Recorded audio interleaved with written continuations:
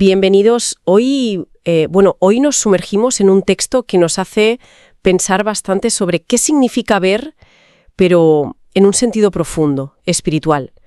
Partimos de una reflexión que se inspira en unas palabras muy conocidas, ¿no?, del Evangelio de Lucas, sí, capítulo 10, versículos 23 y 24. Es la lectura del 4 de octubre, que además es el día de San Francisco de Asís. Exacto. Palabras potentes. Totalmente. Jesús, hablando con sus discípulos en privado, les suelta: bienaventurados los ojos que ven lo que vosotros veis. Ahí es nada. Y la reflexión que tenemos entre manos, pues usa esto como punto de partida, ¿no? Y lanza la pregunta: a ver, ¿ver con los ojos, la vista física, es lo máximo? ¿Es la bendición suprema? ¿O si hay algo más? O si hay otra forma de percibir, quizá, no sé, más honda a la que se refería Jesús o a la que se pueda estirar hoy en día. La fuente es una reflexión católica, de estas diarias, para meditar. Y nuestra idea hoy es, pues eso, desgranar un poco la idea central que propone. Poner en la balanza esas dos experiencias. Exacto. Comparar la bendición de los que vieron a Jesús allí en persona hace 2000 años con la posibilidad, que el texto dice que es real y actual, de percibir a Dios dentro, en el alma.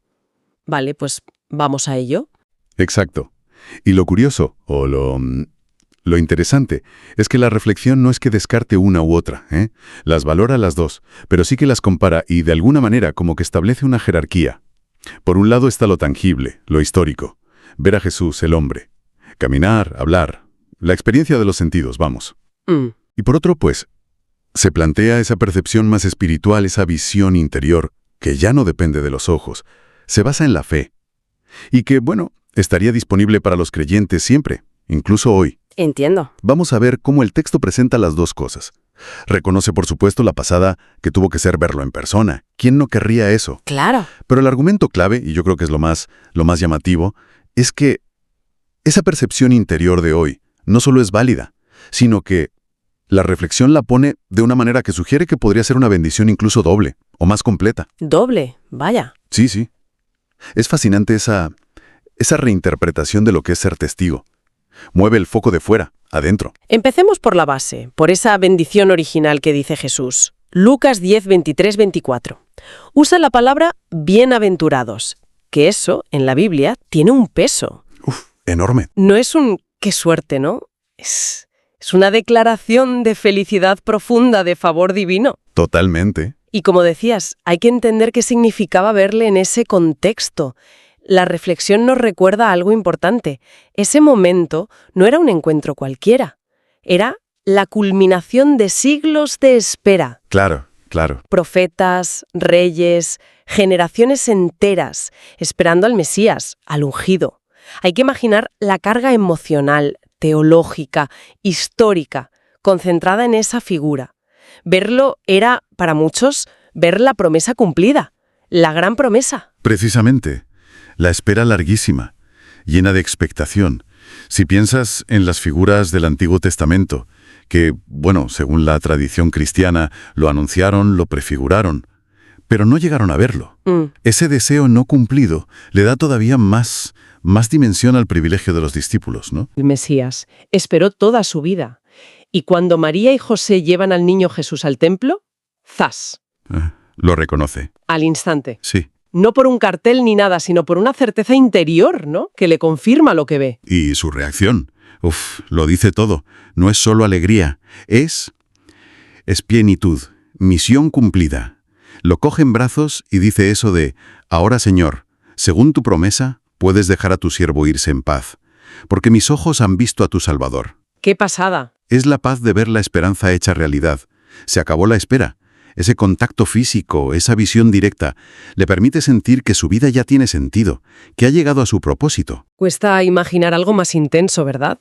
Ver ahí, personificada en un niño, la culminación de toda la historia de salvación. Parece la cima de la experiencia espiritual. Totalmente. Parece la cima.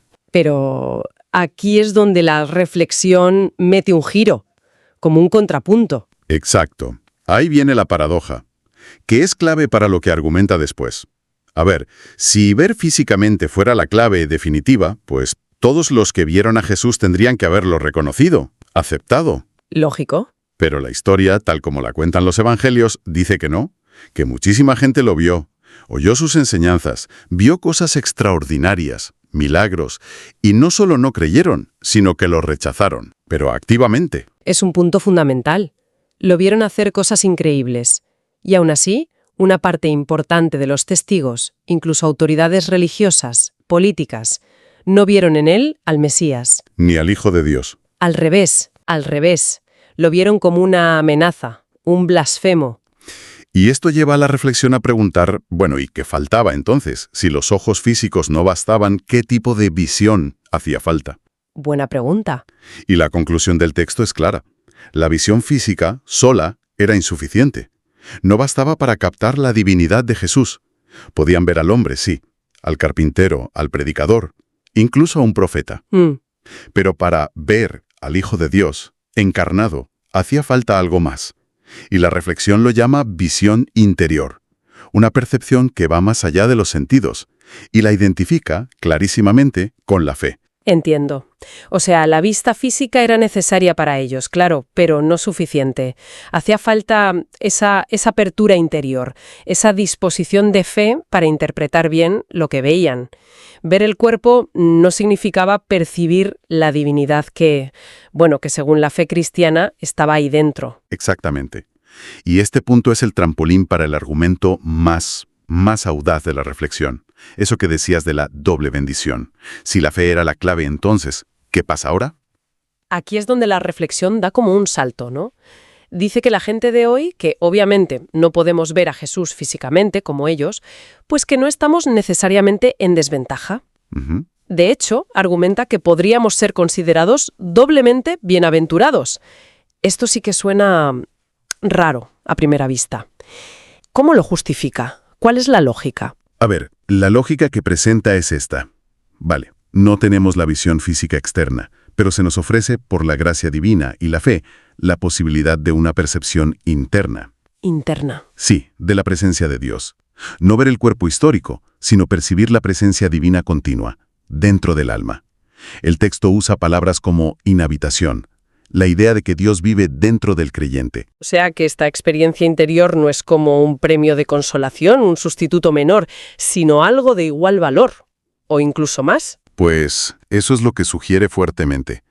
Y aquí es donde se pone muy interesante, como decías antes. Sí. La reflexión no se queda en decir, bueno, es una alternativa válida. No. Insinúa que podría ser más profunda, más transformadora que la propia visión física. ¡Ostras! Es una idea potente, ¿eh? Sí. Que la ausencia de lo sensible, de depender de los ojos, paradójicamente podría abrir una puerta a una conexión espiritual más directa, más íntima, menos mediada por lo de fuera. Es una perspectiva radical, sí. Desafía un poco lo que pensamos normalmente, ¿no? La primacía de lo empírico, de lo que se toca y se ve, al menos en la fe, sugiere que la verdadera visión no está necesariamente fuera, sino dentro. Pero, a ver, ¿y cuál es la condición para tener acceso a esa percepción interior? Si es que la hay. Pues la reflexión es coherente. La condición es la misma que hacía falta en tiempos de Jesús para ver más allá del hombre. La fe. La fe. La fe es la llave maestra, tanto para interpretar la visión física en el siglo I como para activar la percepción interior hoy. Sin fe, dice el texto, esa presencia interior de Dios, aunque esté ahí, permanece como velada, inaccesible a la consciencia. Y menciona también obstáculos, ¿no? Cosas que pueden dificultar esa visión interior. Sí, nombra dos concretamente, el pecado y, otra vez, la falta de fe. Los presenta como una especie de niebla o de ruido que oscurecen la capacidad del alma para percibir esa presencia divina que reside dentro.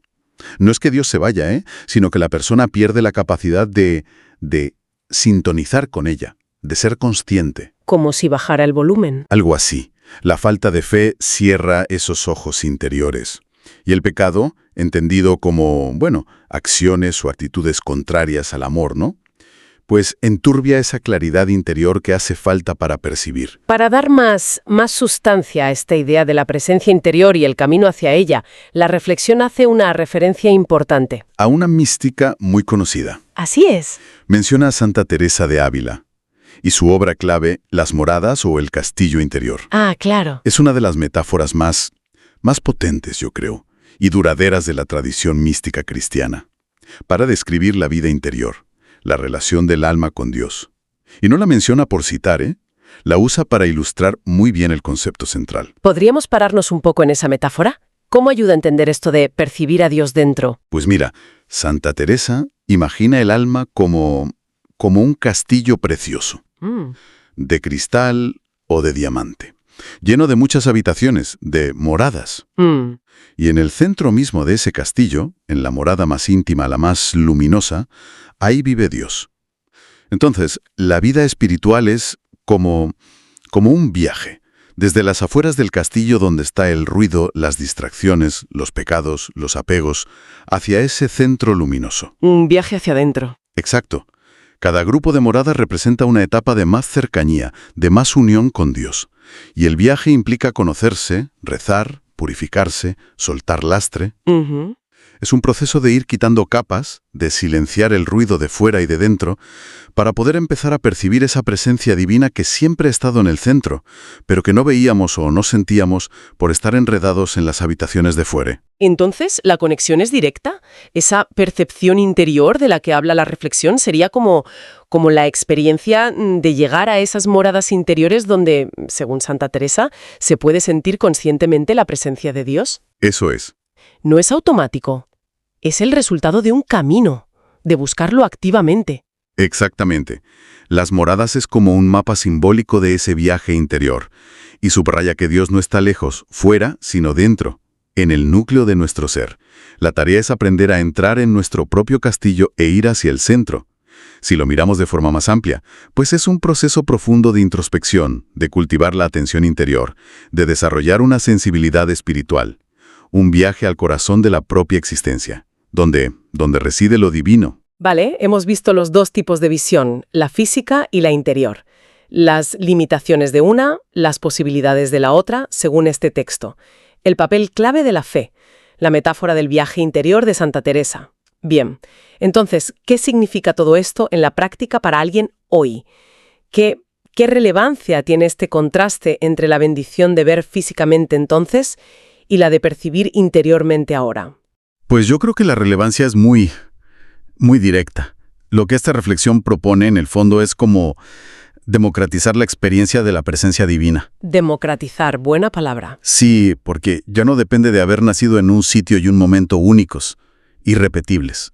La posibilidad de una conexión profunda con Dios, de verlo en sentido espiritual, se presenta como algo accesible para todos, aquí y ahora. Para cualquiera que esté dispuesto. Para cualquiera que esté dispuesto a cultivar la fe y a empezar ese viaje interior, sí.